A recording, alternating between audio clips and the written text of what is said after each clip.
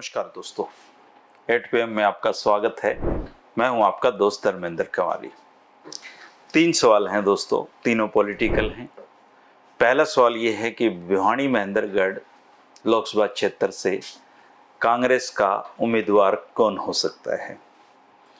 दूसरा सवाल है दोस्तों, तोसाम में किरण चौधरी को घेरने का हुड्डा का मास्टर प्लान क्या है। और तीसरा सवाल है दोस्तों, जजपा भाजपा गठबंधन कितने दिन चलेगा।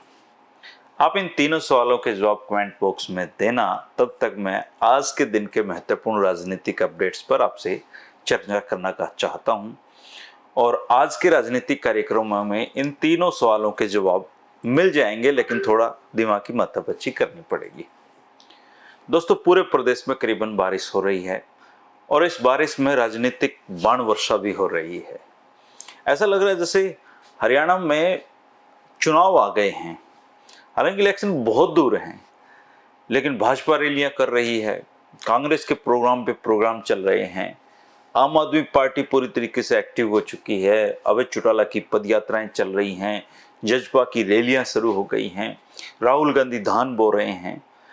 ऐसा माहौल बन गया है कि चुनाव हरियाणा में अभी होने वाले हैं। रविवार को भी कई कार्यक्रम थे।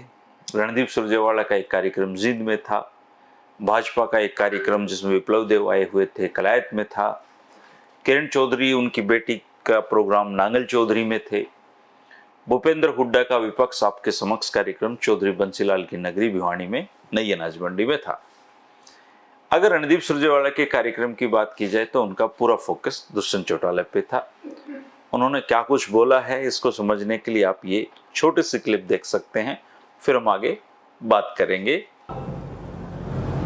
क्या एक आदमी ने भी, जिसने दुष्यंत चौटाला की वोट डाली थी इतना जोर लगा के, क्या एक आदमी ने भी इसलिए वोट डाली थी कि वो जाकर मनोहर लाल खट्टर जी की गोदी में बैठ जाएगा, भारतीय जनता पार्टी की गोदी में बैठ जाएगा। क्या ये सही नहीं कि वो उचाना का हल्का हो, वो जोलाना का हल्का हो, वो टोहाना का हल्का हो, वो नारनौल का हल्का हो, इन सब ने भारतीय जनता पार्टी के खिलाफ वोट डाली थी, जैसा भाई साहब कह रहे हैं। रणदीप सुरजेवाला का कार्यक्रम आपने देख लिया है। अगर भाजपा के प्रोग्राम की बात करें तो विप्लव देव, जो भाजपा की जो शैली होती है वैसे ही उनके निशाने पे जो हुड्डा पिता पुत्र हैं वो रहे हैं। लेकिन एक बात उनके कार्यक्रम से भी साफ हो गई है कि 2024 में हरियाणा में भाजपा जजपा का जो चुनावी गठबंधन है वो शायद ना रहे। इस बयान को भी आप सुन सकते हैं ओपी धनखड़ जी का कि हमारा जो जजपा है, जजपा के साथ गठबंधन सरकार चलाने का था, न कि चुनाव लड़ने का। आप स्थिति स्पष्ट कर दीजिए। सही तो बोला, इसमें स्पष्टता है। हमको सरकार बनाने के लिए उनका जरूरत थी, इसलिए मैंने पहली स्पष्टता के साथ बोला। तो धनखड़ जी ने उसी बात को बोला। 2024 में गठबंधन में चुनाव लड़ेंगे सर। देखो, अभी अपना बंधन कर लेते हैं, अपना पन्ना प्रमुखों का हम बंधन कर लेते हैं, उनको तैयारी कर लेते हैं, उसके बाद बाकी लोगों के लिए सोचेंगे। पहले अपना घर बना लेते हैं, अपना घर के लिए सोचना है। अपने माँ सबसे बड़ा होता है। जो माँ को छोड़ के मौसी का चिंता करता है, ऐसे लोगों के साथ में नहीं। इसके अलावा नांगल चौधरी में किरण चौधरी और श्रुति चौधरी के प्रोग्राम थे। प्रोग्राम भी ठीक ठाक रहे। उनका मकसद भी हुड्डा साहब को ये दिखाना था कि चौधरी बंसीलाल की पुत्रवधू होने के नाते वो अपनी लड़ाई को जारी रखेंगी, और तब भी जारी रखेंगे जब भिवानी में विपक्ष आपके समक्ष प्रोग्राम में उनको बुलाया भी ना गया हो। उनके भी कार्यक्रम का एक छोटा सा हिस्सा सुन ले, जिसमें हुड्डा के बारे में तो कुछ नहीं कह रही, लेकिन लोगों से ये पूछ रही हैं कि क्या आपने अपने सांसद को देखा है, तो किस तरह का जवाब लोगों ने दिया है चौधरी धर्मवीर सिंह के बारे में, वो भी आप देख सकते हैं। और आपके लिए गांव-गांव में पानी पीने का काम करा था श्रुति चौधरी ने या नहीं करा? पीने के लिए व्यवस्था नहीं थी, करोड़ों रुपए लगा कर श्रुति ने आपके लिए पानी का काम करवाया कि गांव में पानी की व्यवस्था अगर हो गई तो कम से कम पलायन नहीं करेंगे। यही बात थी ना। आज जो है 10 साल तुमने देख लिया, जिसको तुमने वोट दी आया तुम्हारे बीच में, शक्ल ही ना दिखाई, शक्ल भी नहीं दिखाई, वोट दिया बात शक्ल ही ना दिखाई। ये तो कमाल की बात है भाई, वोट देने के बाद भी नहीं आए। अब ये बताओ, टीवी में तो देखा थी, टीवी में श्रुति चौधरी जब थी मेंबर ऑफ पार्लियामेंट, सांसद थी जब, हर एक गाँव के अंदर उसने पैसा दिया था अपने सांसद नगनिधि का, दिया था ना, याद है ना। और उस समय उसको खाली 2 करोड़ रुपए मिलता था, 2 करोड़ रुपया 9 हलकों के अंदर, गांव के अंदर उसने गांव की जनसंख्या के मुताबिक बांटा।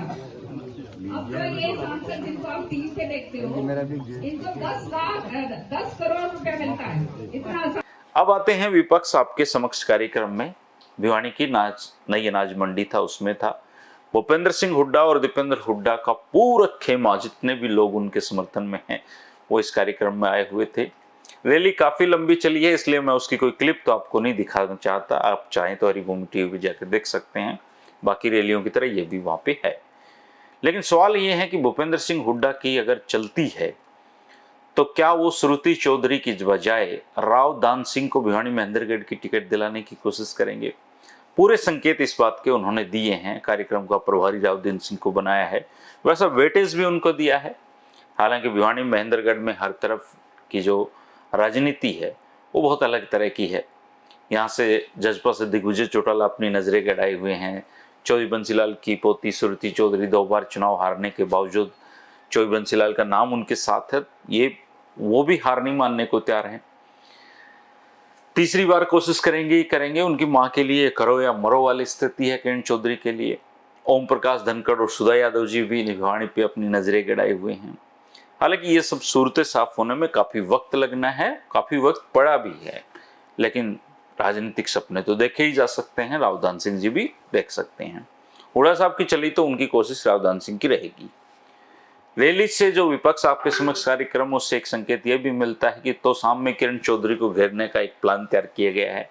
चौधरी बंसीलाल के पोते अनुरुद्ध चौधरी ने पूरे विपक्ष आपके समक्ष कार्यक्रम में ये दिखाने में अपना समय लगाया कि वो तोसाम उनका टारगेट है, और तोसाम में उनका एक्टिव होने का मतलब है कि किरण चौधरी को उनके घर में ही घेरना। हालांकि इसमें वो कितना सफल हो पाते हैं ये वक्त बताएगा, लेकिन राजनीति में कोशिशों का अपना एक महत्व होता है। कांग्रेस की टिकट तो किरण चौधरी का कटना लगभग नामुमकिन है। अभी अगर हम ये कहें तो ये राजनीतिक समझदारी भी नहीं है। ऐसे में अनुरुद्ध चौधरी के पास एक और विकल्प बचता है भाजपा का, और अंदर खाते भूपेंद्र सिंह हुड्डा के जो सारे समर्थक हैं, किरण चौधरी के जो विरोधी हैं, उनकी मदद कर दें।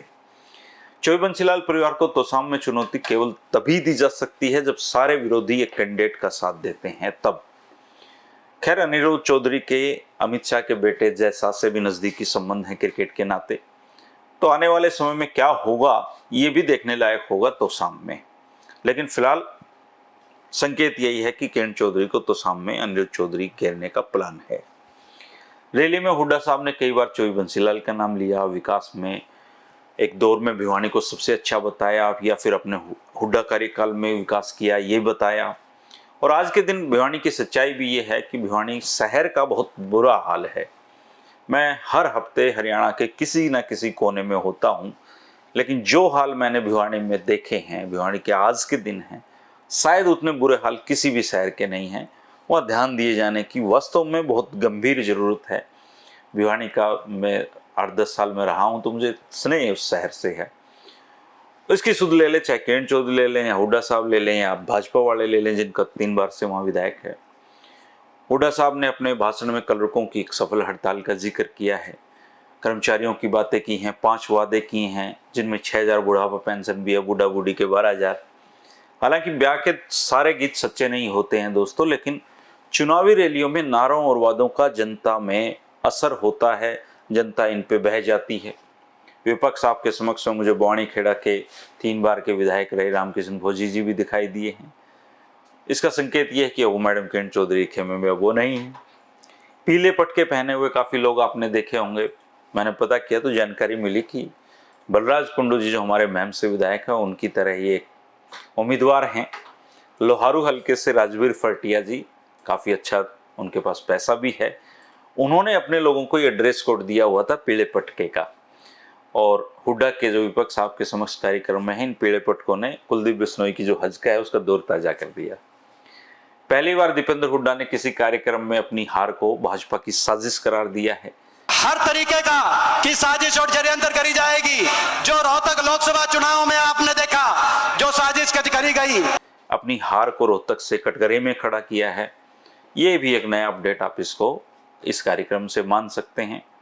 भूपेंद्र हुड्डा ने यह भी साफ कर दिया है कि कांग्रेस में सीएम पद के कई उम्मीदवार हैं, लेकिन वो सीएम पद की रेस तो 18 साल पहले जीत चुके हैं और 76 साल की उम्र बताई है अपनी। और 2024 चुनाव को आखिरी लड़ाई बताने का मकसद इस कार्यक्रम के माध्यम से यही है कि कांग्रेस में अब उनके लिए जो पोजीशन है वो अभी नहीं तो कभी नहीं वाली है।